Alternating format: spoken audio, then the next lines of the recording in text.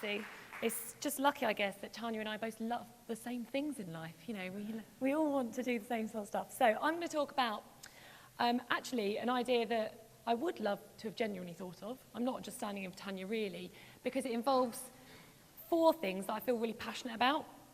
So fundraising, engaging people genuinely, integration within an organisation, and also animals, which I just happen to love. So along the lines of telling stories, I'm going to start with a story, and I'm going to start with a story about my favourite animal. So when I was a little girl, it was a pretty magical time, actually. Summers were long, the sun was hot. I used to eat millions of mini milks every summer. I'd ride my bike. I always had scabs on my knees, playing in the garden, and I was always surrounded by bees. They were everywhere. And every year I was absolutely convinced that it was the same bee family that used to come back into our garden. And my mum used to tell me, now bees are the heroes of the garden, Gemma, because every day they're saving the world. And I just thought that was amazing, you know, because I'm quite a dramatic person, so I was like, they're the heroes. Okay, so the bees were the heroes. And as I got older, the summers seemed to get a bit shorter. I definitely rode my bike less, probably still ate as many ice creams, but I definitely noticed fewer bees. And I think something happened around the 2000s where actually everyone else started to think about this a little bit as well. And by the time it was around 2009, actually, it was a real kind of trend, a bit part of a zeitgeist, where beekeeping classes were oversubscribed. You had Fortnum and Mason were making their own honey from hives on their roof. You had celebrities starting to get involved, everyone from, you know, Scarlett Johansson through to Bill Turnbull, you know, all aspects of society involved in this. And there's an organisation that, you know, this has been part of their core cause, I guess, and their remit for some time, but actually picked up this moment with renewed vigour and with the involvement of some really clever agency partners, kind of came out with a campaign that I genuinely wish I'd thought of. So the campaign I wish I'd thought of is Friends of the Earth. Oh, let's go back one. Oh dear, hang on, there you go. The Bee Cause. And actually this is a piece of creative that was worked on by Open Fundraising, who are kindly sponsoring today. I'm not just sucking up, I genuinely do like this. And the reason I think it's so neat is not only was it tapping into this real kind of public interest, but actually it's about giving and engaging people hand in hand. It's this lovely virtuous cycle where you get to give money, but you get to do something yourself that actually makes a difference to the same cause. It's genuine, it's authentic. And for that reason, I just love it. You'll see on here, it's all around the fact that you can text to give some money, but actually you get sent seeds to grow your own wildflower garden. And that just feels great as a donor. That just feels really genuine to me. And that flowed through all of the different pieces of collateral. So this was a piece by Blue Frog, actually, who did the mailing packs. And this just shows the Bee Saver kit. Again, really high quality engagement of the donors. So it really felt like not just giving, but actually genuinely being the heroes and making a difference. And that felt great. And of course, it had all the sort of aspects of a campaign that you'd expect to see in terms of the remit being recruitment.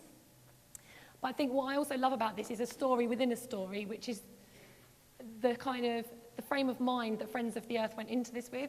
I've heard on the grapevine that within the agency brief, the organisation said, you know, we're going to back this with significant budget. Our aim is to recruit people, and we will not weaken, restrict or dilute your ideas. Now that's kind of brave, because I rarely give an agency brief where I say that. I know it's really annoying, agencies, but I'm always weakening, restricting and diluting your amazing ideas. So I just love that stance from the organisation.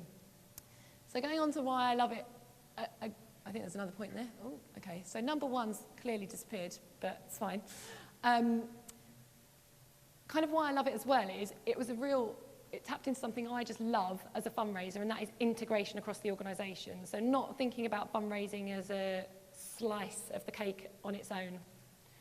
I love it when we come together as organisations and think about how we fundraise and help people participate and build our brand and our communications and actually our advocacy remits as well. So actually, I think the numbers are just wrong on this. All the points are there. So there was the basic fundraising ask, and it was about funding growth of wildflower meadows, really simple. But actually, then you did get your Bee Saver pack, so you could do it too. Really great. And online, it sort of reflected this if you signed up online, but actually just showing, putting a flower onto a map. I'll show you a picture of that in a second, to show an interactive bee kind of savers map. But I guess when it comes into the integration point, I love this because it was a campaign call to action that worked across both the mass audience and the high value audience, and not only in fundraising, but also in campaigning and advocacy. So there was everything from local campaign group action and marches through to high-level tea parties with MPs, major donor work, as well as the mass fundraising work. And I'll go on to just talk a bit about the brand positioning as well.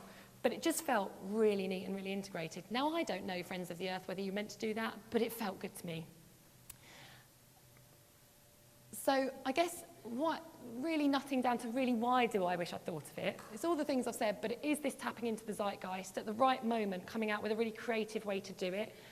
And this zeitgeist around sort of looking after our own environments, the really key thing about it is that people don't just want to give to it, they want to do something about it, and it really grabbed that. I love the fact that it generated leads as well as funds.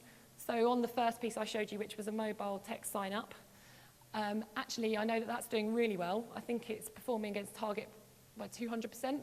And actually, conversion on those text leads is also performing really well. And I think that's the most profitable part of the campaign at the moment. So I love it when you get money now and leads for later as well. I think that real tangible benefit for supporters, I just love. And it doesn't feel like a pen in a mailing pack. It feels like something you really can use and make a difference with.